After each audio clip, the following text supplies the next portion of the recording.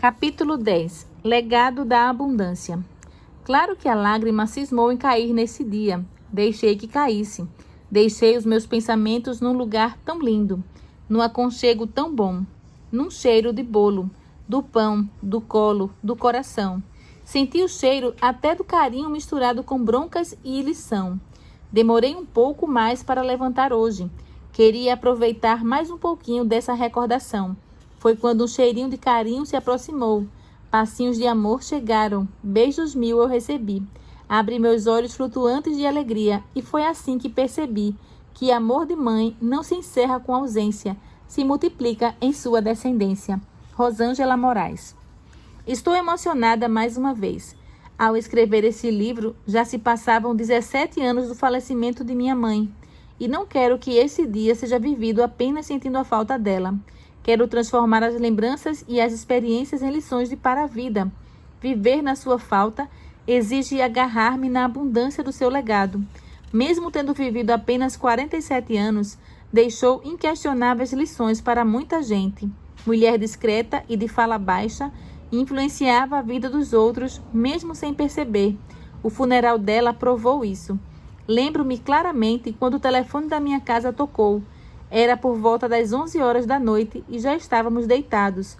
O André, meu esposo, atendeu a ligação. Alguém do hospital anunciou o falecimento da minha mãe e pediu para que levássemos roupas a fim de que ela fosse trocada para o sepultamento. Meu mundo desmoronou. Havíamos pedido tanto a Deus para que ela fosse curada. Tínhamos apresentado para ele a lista de motivos pelos quais ela deveria continuar viva. Ela era jovem, extraordinária e faria falta para muita gente. Acabou. Essa foi a única palavra que me veio à mente naquele momento. Acabou a esperança, acabou a alegria, acabou qualquer motivo para continuar a viver. O que seria de mim sem ela? Quem me amaria como ela me amou? Quem me aconselharia com tanta sabedoria? Quem me deitaria no colo daquela maneira? Como seria voltar à casa dos meus pais e não a encontrar? Como eu viveria com a sua falta? Foram tantas perguntas angustiantes que a minha vontade era de continuar deitada, mas eu precisava levantar-me para dar a notícia ao meu pai e aos meus irmãos. Essa foi uma das tarefas mais difíceis da minha vida. Quando entrei na casa dos meus pais, meus irmãos já perceberam o que havia acontecido. Decidimos então ir todos juntos ao quarto para contar ao nosso pai que aquela que fora companheira dele durante 34 anos havia falecido. Após dar a notícia, dissemos para ele que estaríamos na sala decidindo sobre o funeral e que ele poderia se juntar a nós quando desejasse. Nosso pai começou a demorar demais para ir para a sala e decidimos entrar novamente no quarto para verificar o que estava acontecendo. Fomos surpreendidos ao encontrá-lo ajoelhado, orando ao lado da cama. Quando ele percebeu a nossa presença, antes mesmo que falássemos qualquer coisa, levantou-se e nos disse: "Não pensem que eu estava reclamando. Apenas agradecia por ter tido a melhor pessoa na minha companhia por tantos anos." Aquelas palavras me confrontaram e confortaram ao mesmo tempo. Se aquele homem que teria a direção da sua vida mudada para sempre, devido àquela perda, estava ali, agradecendo, o que eu faria com os meus sentimentos? Continuaria entregue apenas ao que perdi ou me manteria em pé por tudo que recebi? Talvez eu esteja confrontando você com essa pergunta. Pare e pense sobre o que vai responder. Sabe por quê? Porque a vida vai levar de você muita coisa importante. Vai deixá-la com um buraco enorme no peito, arrancando a sua alegria e o seu desejo de viver. Muitos sonhos podem não ser concluídos. Talvez o filho nunca seja gerado. Viver a falta de algo importante pode ser realidade na sua vida. O luto faz parte da experiência humana. Projetos nem sempre serão concluídos. E por falar em algo inacabado, logo após a internação da minha mãe, fomos todos para a casa dos nossos pais. Sabíamos que aquela noite seria longa e que ninguém dormiria. O médico falaria conosco sobre o quadro clínico dela apenas na manhã seguinte. Ao chegar ali, vi no sofá a blusa amarela de crochê que ela estava fazendo para mim. Ela amava fazer crochê. Faltava apenas terminar os ombros, o que ela finalizaria na manhã seguinte. e você já sabe que ela não terminou. Aquela blusa no sofá me deu a certeza de que a vida pode mudar a qualquer instante e provocou a dura confirmação de que a vida é injusta. A vida é injusta. Já sentimos desde a infância que algumas coisas não acontecem como deveriam acontecer. E com o passar dos anos, ao acumular experiência, essa dura realidade fica mais patente ainda. Como o ditado já afirma, não vivemos em um mar de rosas. A vida é injusta. Pessoas que amamos morrem, crianças adoecem, animais de estimação se vão, sem falar sobre pessoas honestas que são demitidas, enquanto os corruptos acumulam riquezas. Mas o que podemos fazer com isso? Desistir? Viver reclamando? Aprendi que mais injusta do que a vida é a nossa atitude de permitir que os prejuízos sejam maiores do que o inevitável. Deixe-me explicar melhor. Alguém falou mal de você, por exemplo. Consideremos que foi uma injustiça o que essa pessoa fez e não havia nada que pudesse ser feito para evitar o comportamento dela. Assim, só lhe resta escolher o que vai permitir que essa injustiça continue fazendo com você. Você vai ficar chateada a ponto de não querer sair da cama? Vai mandar um textão pelo WhatsApp, chamando-a para a briga? O que você vai fazer? Recordo-me de um episódio que vivi e sempre conto em palestras. Certa vez eu estava participando de um evento e no final uma moça me abordou e me disse que eu era muito feia pessoalmente, sendo muito diferente daquela mulher bonita que eu aparentava na TV. Quando conto essa história, as pessoas me perguntam o que aquela moça tinha, qual era o problema dela. Eu sempre respondo, eu não sei quem ela é ou o que ela tem. Eu sei quem eu sou e o que eu tenho. Não estou aqui me apresentando como exemplo de quem consegue lidar com qualquer desafio de forma equilibrada. Pelo contrário, a luta é diária para ter os melhores comportamentos. Só estou dizendo que cabe a nós escolhermos o que fazer quando a vida nos maltratar. Se você desistir, a vida vai continuar depois da sua desistência e você terá que arcar com as consequências dessa escolha. O mundo não para ou muda a sua rota porque você desistiu. Sendo assim, é melhor encarar a realidade e agir para que os prejuízos sejam os menores possíveis e, sobretudo, tirar vantagem do caos. Qual poderia ser o ganho ou a vantagem do caos? No mínimo, a experiência para estar mais preparada para a próxima vez que algo semelhante acontecer com você. A maturidade, que se configura pela competência social e emocional diante das circunstâncias, depende desse exercício de utilizar as experiências acumuladas da melhor maneira possível. Também faz parte das estratégias para lidar com a complexidade da vida perceber, de fato, que não é somente você que sofre. Quando aceitamos que o sofrimento é condição inerente ao ser humano, paramos de achar que somos as únicas vítimas e, consequentemente, não nos tratamos como o centro de tudo. Mais uma vez, não quero ser insensível com a sua dor, e sim dizer que você precisa escolher o que vai fazer com o que está acontecendo com você. Encarar para resolver custa caro. Desistir também custa caro. Escolha qual dos dois preços você quer pagar. Às vezes, estamos renunciando a uma vida melhor com mais realizações, porque estamos presas às injustiças. Eu fiquei presa por algum tempo ao sofrimento pela perda da minha mãe, a ponto de essa dor mudar os meus planos. Mudança de rota. Eu sempre me imaginei mãe de menina, não por preferência, mas é como se eu soubesse que teria uma garotinha. O André também se via como pai de menina, mas como a minha mãe faleceu 2 meses após o meu casamento, desisti da maternidade. Não conseguia mais me enxergar como mãe, e era muito além do que não ter a minha mãe por perto para aproveitar a neta. Não consigo nem explicar por que eu estava tão decidida a não ter filhos. E com o passar do tempo, mesmo já não vivendo mais o luto, não pensava em engravidar. E assim, passaram-se 9 anos de casados sem termos filho. Aproveitei para investir na minha carreira, concluindo doutorado e 3 pós-doutorados em neurociência. Eu sei que tudo tem seu tempo. Não nos arrependemos pela espera, mas poderíamos ter perdido a chance de viver a extraordinária e indescritível experiência da paternidade. Ter a Angelina, que nasceu em 2015, trouxe para mim uma visão mais completa do sentido da vida. Ela é a minha chance de colocar em prática o legado que recebi. Abandonei a falta que a minha mãe me fazia e abracei a abundância que uma filha me traria. Hoje, ao olhar para Angelina, vejo nela o legado da minha mãe. Quando eu escuto falar sobre como devemos tratar as pessoas, a forma como ama a Deus, o dom musical e tantas outras coisas, é como se eu estivesse revivendo o meu relacionamento com minha mãe. Entenda que isso não ocorre de forma doentia, como se Angelina tivesse que suprir a falta da minha mãe. Não é isso. Apenas contemplo o extraordinário e visível legado que a avó deixou para a neta, sem ao menos terem se conhecido. E isso é legado. É algo que vale a pena continuar. Legado é imprimir sobre as próximas gerações altruísmo, felicidade e sentido de vida.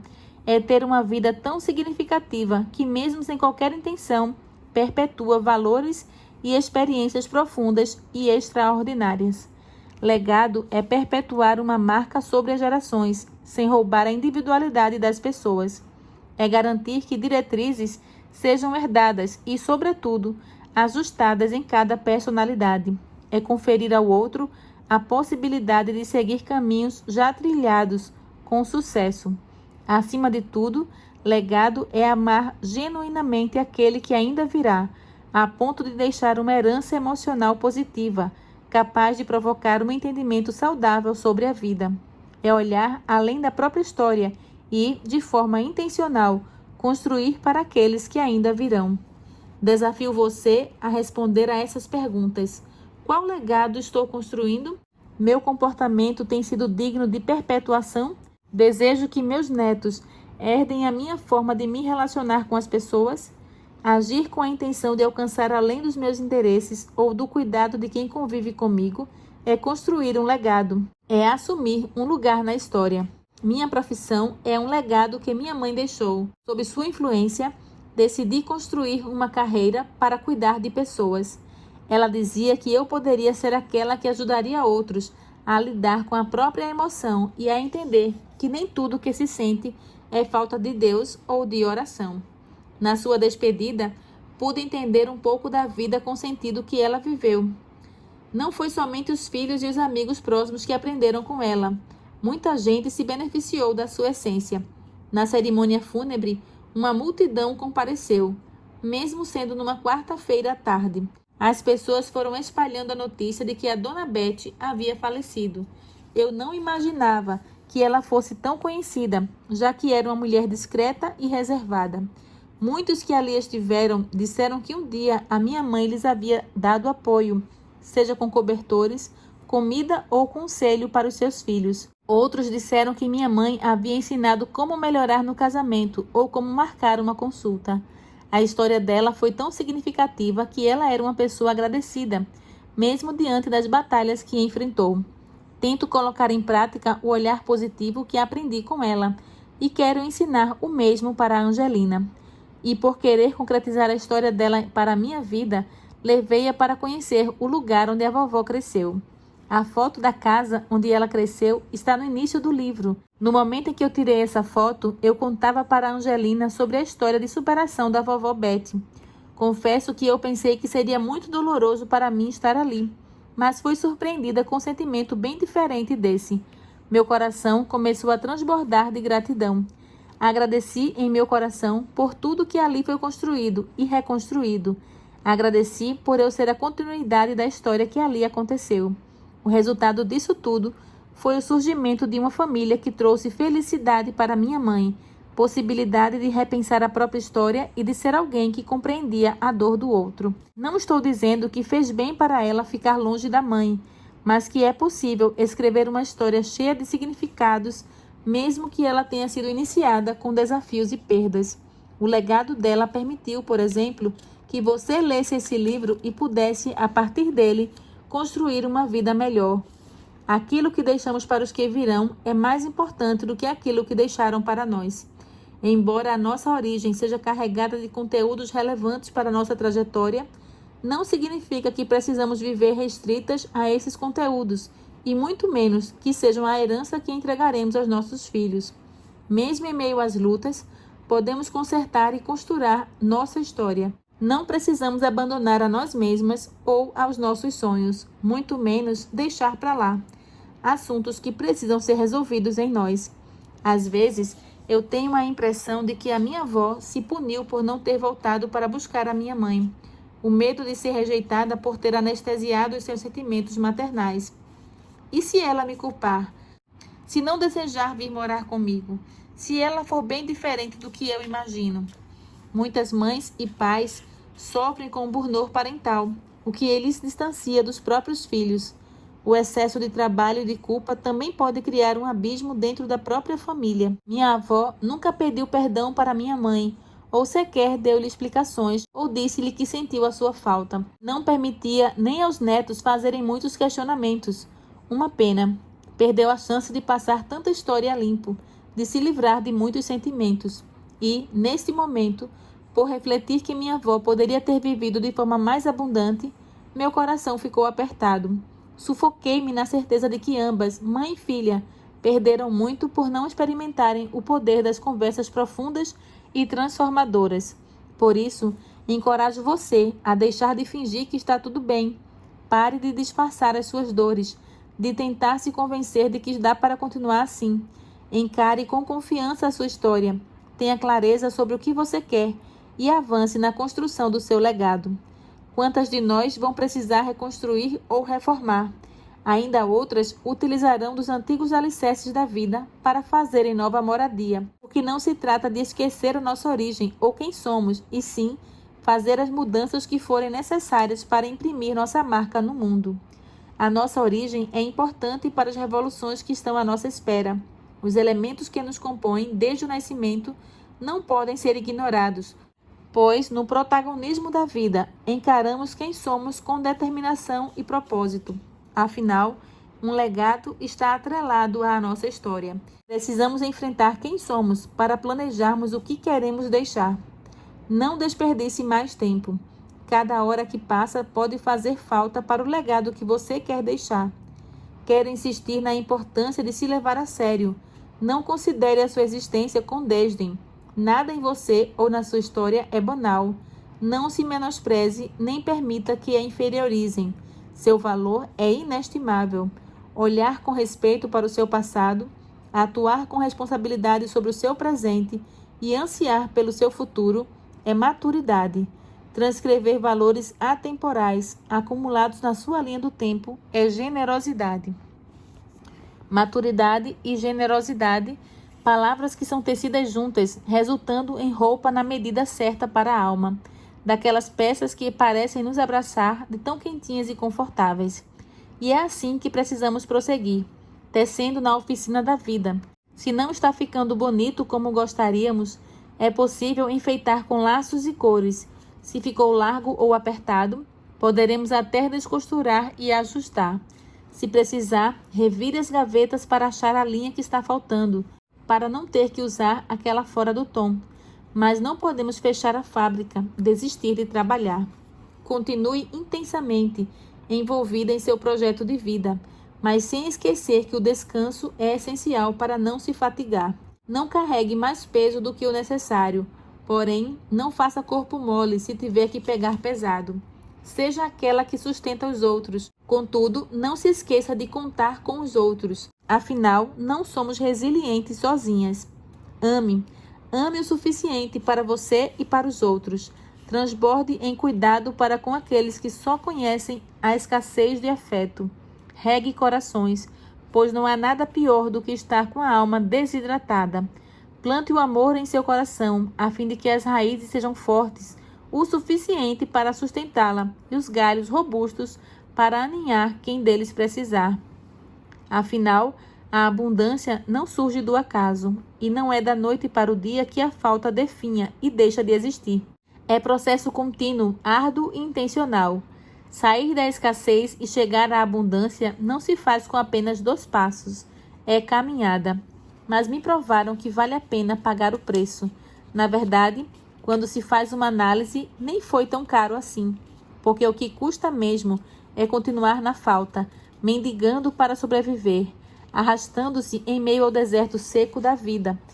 e é inestimável o que se conquista. É tão grande e precioso que consegue transbordar para a vida dos outros.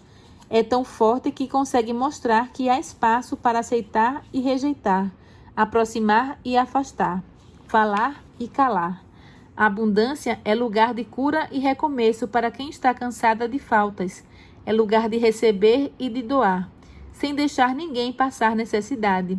É lugar de aconchego, saciedade, verdade, perdão, restauração, cumplicidade, felicidade. É lugar daquilo que você precisar, também daquilo que você pode dar. É lugar de transbordar. Algo hoje faz falta para você? Desafie-se a dar exatamente o que não tem e verá o milagre acontecer. Levante-se do banco solitário que a colocaram e vá em busca de respostas, de sentido, de gente para amar. À medida que percebemos que a vida pode ser muito mais, damos um jeito de nos mover em novas direções. Quando não aceitamos continuar como estamos, assumimos o protagonismo da própria vida. Ah, sua história! Ela é tão preciosa, tão cheia de vivências. É possível sentir o cheiro, os sabores e as texturas de cada estação. Tem riqueza de detalhes, é repleta de significados. Não desperdice ou menospreze a sua trajetória, sendo bela ou feia para você. Apenas aproveite tudo o que ela pode oferecer. Acredite, se a sua história foi marcada por traumas, você poderá ser conhecida como aquela que reconstrói sobre as antigas ruínas da vida, que utiliza os entulhos do passado para construir de novo. Você será conhecida como aquela que repara qualquer coisa, que renova e que torna a sua comunidade habitável outra vez. Você poderá ter vida plena, até num lugar vazio. O que você fará com a sua história? Como dará continuidade a ela? Qual será o seu legado? Escreva aspectos específicos sobre o seu legado. Colo. Estou emocionada mais uma vez. Escrever sobre uma das pessoas mais importantes da minha vida foi uma jornada importante e frutífera. Saber que pude compartilhar com você essa história também é motivo da minha emoção. Mas, antes de nos despedirmos neste livro, quero deixar um último conselho em forma de aconchego para você. Recordo-me de um dos últimos encontros que tive com a minha mãe. Quando eu poderia imaginar que não haveria mais momentos como aquele, eu fui à casa dela e conversávamos na varanda. Em um instante, ela me disse assim: "Deite-se no meu colo, filha. Faz tempo que você não faz isso." Aquele convite foi como ser criança outra vez. Sempre amei estar bem pertinho dela. O seu jeito de mexer nos meus cabelos, de me fazer rir, eram únicos. E eu estava ali, recém-casada, mas desfrutando do sabor da infância. Naquele momento, a teoria de dar o que não recebeu, de viver a abundância na falta, se mostrava real e inquestionável. Estar no seu colo, recebendo carinho, era cura para ela e vida para mim. E hoje, exatamente no dia de hoje, encontrei uma reflexão que representa tudo que o colo pode ser. Minha mãe poderia, sem dúvida alguma, ter escrito as palavras abaixo, porque ela vivia isso, sentia isso, transmitia isso. Emocione-se como eu me emocionei com essa reflexão, mas, sobretudo, viva e desfrute de cada verdade que essas palavras carregam. Receba colo, ofereça colo. O mundo é duro e frio, mas um colo nos ajuda a passar por tudo isso. As crianças acreditam que um colo é capaz de curar qualquer coisa. Um joelho ralado, um coração partido, uma febre, as decepções da vida. E enquanto o colo cura a criança, cura também o pai. Quando um pai abraça um filho, abraça ele mesmo. Para os que não tiveram colo quando eram crianças, dar colo é cura. Para os que tiveram colo quando eram pequenos, é retribuição. Quando precisam de mim, abraço as minhas filhas, como a minha mãe me abraçou. Os nossos filhos aperfeiçoam o nosso abraço. Quando abraçamos os nossos filhos, abraçamos também a nossa mãe, agradecendo tudo o que fez por nós. Quando um pai abraça um filho, ele abraça ele mesmo, cura traumas, mágoas, lembranças tristes. O colo é demarcação, solo sagrado, onde mal nenhum pode entrar. É ninho, local seguro de consolo e recuperação de forças. Colo é dar exemplo, é deixar herança. Colo é perpetuar uma mensagem palpável de bondade e de amor. O resumo da primeira infância é isso. Brinca, brinca, brinca. Chora e colo, depois recomeça. Brinca, brinca, brinca. Chora e colo, e assim por diante. Diversão e machucado é isso que nos espera durante toda a vida. E colo, não pode faltar o colo. Palavras finais. Foi ótimo encontrar-me com você neste livro. Senti-me honrada pela oportunidade de compartilhar experiências pessoais e conhecimento científico e profissional. Coloquei o máximo de informações que julguei relevantes nessas poucas páginas. Acredito que a esta altura você já esteja animada para encarar a sua história com mais otimismo. Compreendeu que não controlamos a nossa origem, muito menos estamos cercados apenas de pessoas boas. Sabe também que a sua busca não deve ser pela perfeição, e sim por uma vida com sentido. E quero acrescentar que fará a revolução necessária para alcançar aquilo que planejou. Mantenha-se flexível diante das circunstâncias, é o meu conselho.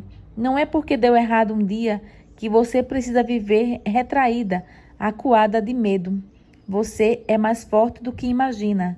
A sua história é mais interessante do que aquela que está contando a si mesma. Talvez você esteja se punindo demais. Desejo-lhe uma grande virada na vida, a ponto de não depender das circunstâncias para ser feliz. Que a sua caminhada, embora repleta de desafios, lhe faça sentido. Que os bons amigos que arrancam as melhores gargalhadas nunca lhe faltem. Que os sonhos possam sempre estar vivos dentro de você. Que a sua fé seja inabalável, mesmo quando tudo estiver desmoronando. Deus é indispensável, caso queira ter uma vida extraordinária. Com isso, estou lhe desejando um olhar além da sua escassez, capaz de enxergar a abundância que a sua história pode gerar. Não desista nunca da sua história. Não desista de viver. Aceite viver a abundância na falta. Se deu certo para minha mãe, vai dar certo para você. Estou aqui, torcendo sempre pela sua história. Até a próxima. Com carinho, Rosana Alves.